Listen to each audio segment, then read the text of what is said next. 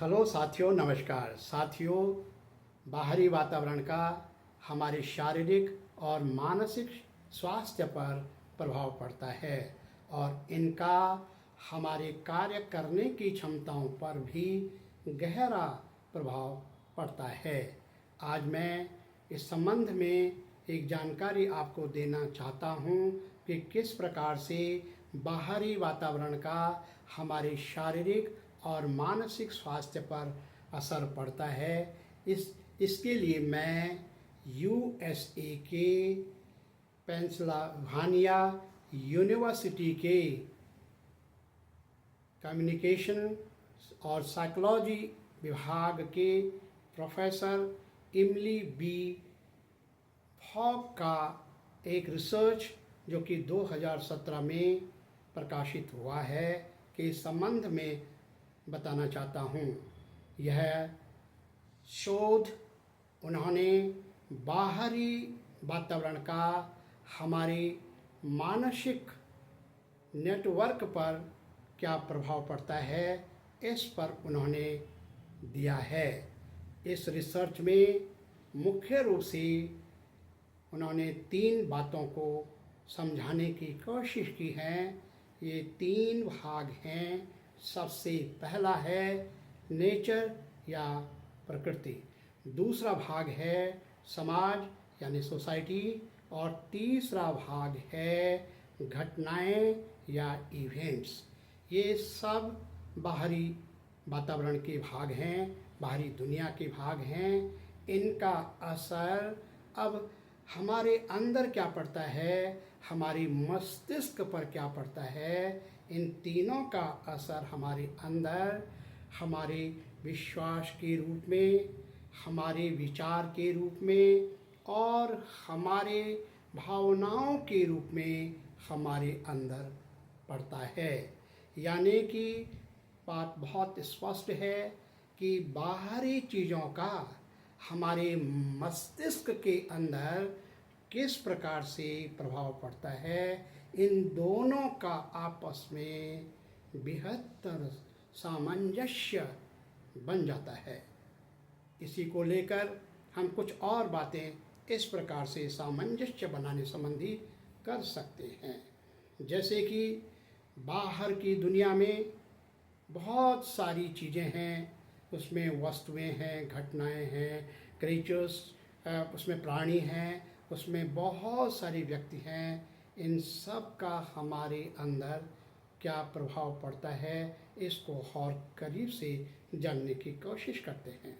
सबसे पहले मैं बात करना चाहता हूँ वे तमाम वस्तुओं को, चीज़ों को देखने के लिए हमारे पास आँखें होती हैं। बाहर की ध्वनियों और आवाज़ों को सुनने के लिए हमारे पास कान होते हैं।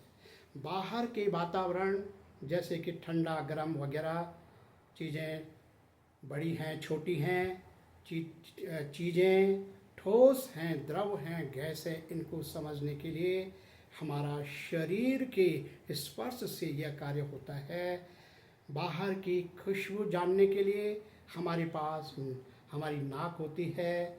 बाहर के स्वाद को समझने के लिए हमारे पास जीवा होती है। और इस प्रकार से हम यह कह सकते हैं कि बाहरी दुनिया की जितनी भी सूचनाएं हैं, जितनी भी घटनाएं हैं, उन सब को जानने के लिए हमारे पास कुछ उनके प्रतिनिधि हैं जिनके द्वारा उनसे आने वाली सूचनाएं इन प्रतिनिधियों के पास आकर के वे हमारे अंदर प्रवेश करती हैं। ठीक इसी प्रकार से बाहरी वातावरण में जितने भी व्यक्ति दुनिया में हैं, उन व्यक्तियों को, हर एक व्यक्ति को समझने के लिए हमारे अंदर एक न्यूरल नेटवर्क है।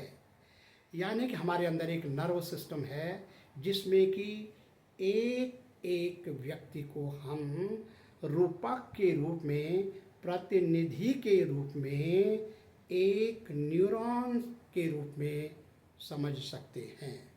और इस प्रकार से एक व्यक्ति दूसरे व्यक्तियों से जब बात करता है, कम्युनिकेट करता है, तो हमारे अंदर न्यूरॉन्स भी एक दूसरे से बातें करते हैं, कम्युनिकेशन करते हैं सिग्नल के जरिए।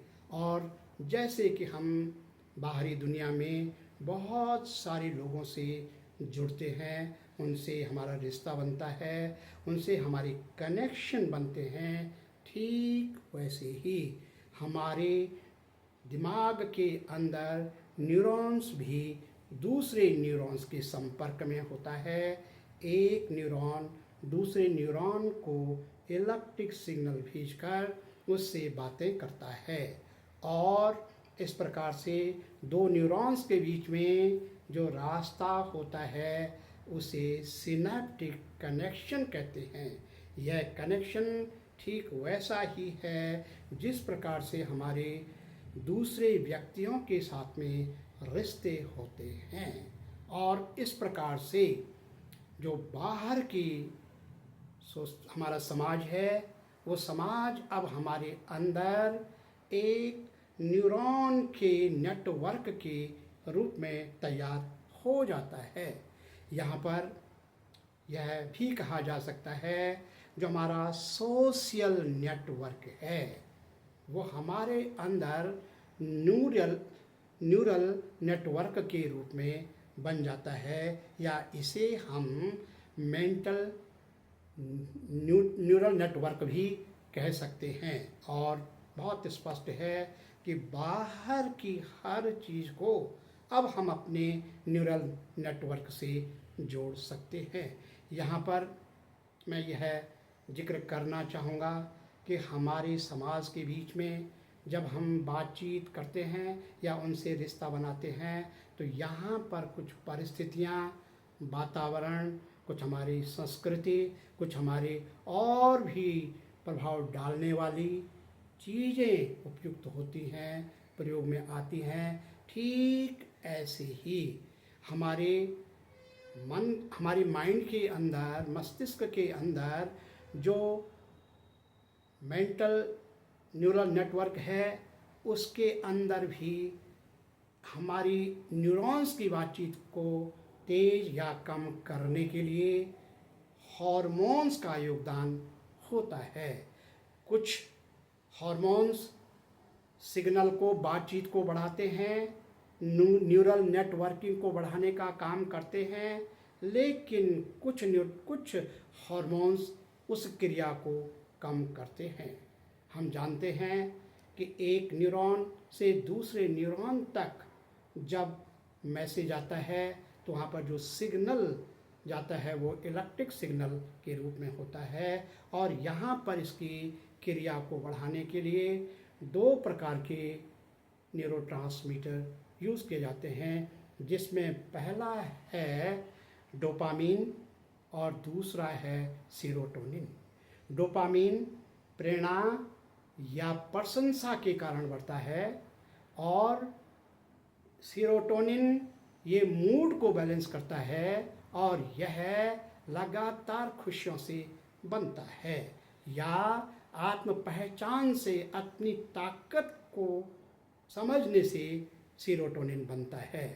ठीक इसी का दूसरा पहलू है कि यहाँ पर जो वातावरण है न्यूरॉन्स की बातचीत में, न्यूरॉन्स के कनेक्शन में, वो हार्मोन्स किस प्रकार से उपयोग किए जा रहे हैं। जो हार्मोन्स इसकी क्रिया को बढ़ाने का काम करते हैं वे एंडोर्फिन्स और ऑक्सीटोसिन है, जिसमें कि एंडोर्फिन्स बाहरी वातावरण के साथ जुड़ने से होता है, जबकि ऑक्सीटोसिन प्यार का संकेत होता है। इन दोनों के कारण अब जो सिग्नल या बातचीत करने का तरीका है वो बेहतर हो जाता है। उसके साथ ही साथ जब हार्मोन नेगेटिव होते हैं, स्ट्रेसफुल होते हैं, तो यहाँ पर वे न्यूरॉन्स के काम करने की गति को धीमे कर देते हैं, जिसमें कि कोर्टिसोल है और दूसरा है एड्रेनालाइन। ये दो हार्मोन्स न्यूरॉन की गति को कम कर देते हैं, और इस प्रकार से बहुत कुछ निर्भर करता है कि हम जो न्यूरॉन्स पॉजिटिव या नेगेटिव पैदा कर रहे हैं वो हमारी अंडरस्टैंडिंग पे वो पूरा का पूरा हमारे मिजाज पर निर्भर करता है। और इस प्रकार से बाहरी दुनिया में जिस प्रकार से हम एक समाज की कल्पना करते हैं, एक समाज को फ्रेम करते हैं, जिस प्रकार से यह एक सोशल न्यूरल नेटवर्क होता है, एग्जैक्टली उसका एक छोटा सा स्वरूप जिसको कि मिनी मॉडल भी कह सकते हैं, प्रतिनिधि के रूप में हमारे अंदर भी मेंटल न्यूरल नेटवर्क के रूप में तैयार हो जाता है। अब जो चीज़ें बाहर से हमारे अंदर आती हैं, ठीक वैसे ही वो हमारे अंदर अपना स्थान ग्रहण कर लेती हैं और वही हमारा व्यवहार बन जाता है। यहाँ पर यदि हम बाहर से आने वाली हर सूचना पर नज़र नहीं डाल रहे हैं, उसको टेस्ट नहीं कर रहे हैं, उसका एग्जामिनेशन नहीं ले पा रहे हैं, उसको ठीक से अंडरस्टैंड या उसको जस्टिफाई नहीं कर पा रहे हैं, उसको रोक नहीं पा रहे हैं, फिल्टर नहीं कर पा रहे हैं, वो सूचनाएं सीधे सीधे हमारे अंदर पहुंच जाती हैं और वही जो बाहर सोशल नेटवर्क होता है वही हमारे अंदर मेंटल न्यूरल नेटवर्क के रूप में तैयार हो जाता है और अब हम वो बन जाते हैं जो समाज हमें बनाना चाहता है। और इस प्रकार से हमारी आइडेंटिटी नहीं बन पाती है, यानी कि हम वो काम नहीं कर पाते हैं जो हम करना चाहते हैं। अब अगले भाग में हम ये जानने की कोशिश करेंगे कि किस प्रकार से इसी वातावरण में रहकर हम अपने मेंटल न्यूरल नेटवर्क को परिवर्तित कर सकते हैं या रूपांतरित कर सकते हैं ठीक वैसे जो हम चाहते हैं। तो इसके लिए कुछ चीज़ें हमें ध्यान में रखनी होंगी। सबसे पहले है प्रतिक्रिया। प्रतिक्रिया हम किसी भी सूचना पे वो देते हैं जो हमारे अंदर उसकी इमेज होती है। दूसरा है यहाँ पे लॉ ऑफ अट्रैक्शन। हम उन चीज़ों के प्रति आकर्षित होते हैं जो हमने अपने अंदर पाली हुई हैं, हमारे अंदर वो बड़े स्टोर के रूप में संग्रहित हो चुकी हैं। इसमें तीसरा बिंदु है हमारा स्वास्थ्य या संतुलन। यदि हम चाहते हैं कि हमारा लोगों के साथ, बाहरी दुनिया के साथ में अच्छा संतुलन रहे, हमारा स्वास्थ्य ठीक रहे, तो इसके लिए अपने अंदर बहुत बारीकी से सकारात्मक काम करने की ज़रूरत है। यहाँ पर मैं इस बात को जोर देकर कहना चाहता हूँ, यदि हम अपने अंदर परिवर्तन लाना चाहते हैं तो सबसे पहले हमें अपने आप को संतुलित रखना होगा, अपना स्वास्थ्य ठीक रखना होगा। और इसका अगला बिंदु है कि हम किस प्रकार से एक ट्रांसफॉर्मेशन या सुधार कर सकते हैं समाज के अंदर। यदि हम समाज के अंदर कोई सुधार लाना चाहते हैं तो वो सुधार सबसे पहले हमें अपने अंदर बहुत अच्छे तरीके से समझना होगा, सेटल करना होगा, एक पैक्ट उसकी बनानी पड़ेगी, तभी जाके हम किसी क्षेत्र में समाज के लिए सुधार का कार्य कर सकते हैं।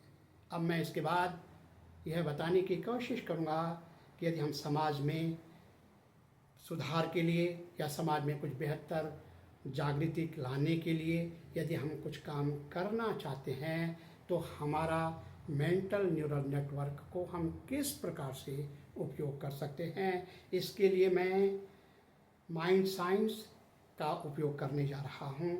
इसमें एक शानदार तकनीक है जिसका नाम है मन चित्रण विधि या विजुअलाइजेशन टेक्निक। इसके ज़रिए हम शांत भाव से अपने अंदर बार बार वो चित्र बनाते हैं, वो एक मूवी बनाते हैं जो हम समाज में या किसी क्षेत्र में बेहतर काम करना चाहते हैं। उसको बार बार महसूस करते हैं, उसको बार बार अपने अंदर देखते हैं, और बार बार ऐसा करने से अब हमारे अंदर वो एक जगह बना लेता है, यानी कि वह अब हमारे अवचेतन मन में जगह ले लेता है, बड़ा रूप ले लेता है, और वह उसको वैसे ही समाज के बीच में उतारने की कोशिश करता है। और इस प्रकार से हम अपने मेंटल नेटवर्किंग को चेंज करके बाहर की दुनिया में परिवर्तन ला सकते हैं। धन्यवाद।